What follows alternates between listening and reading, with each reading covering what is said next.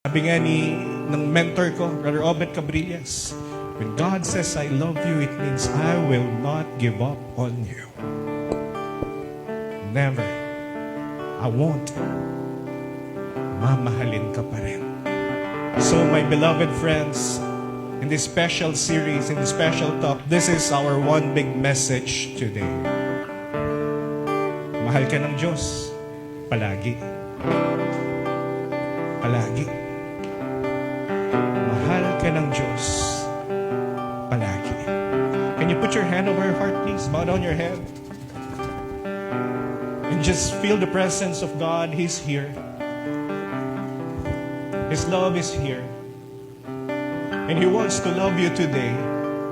Pakiusap ko, huwag ka nang lumayo.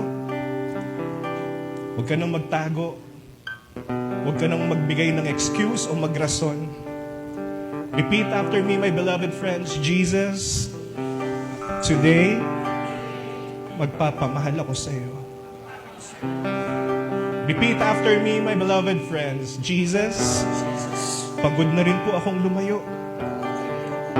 Pagod na rin po akong magtago. Here I am now, ready to be loved and to love you back. This is our prayer.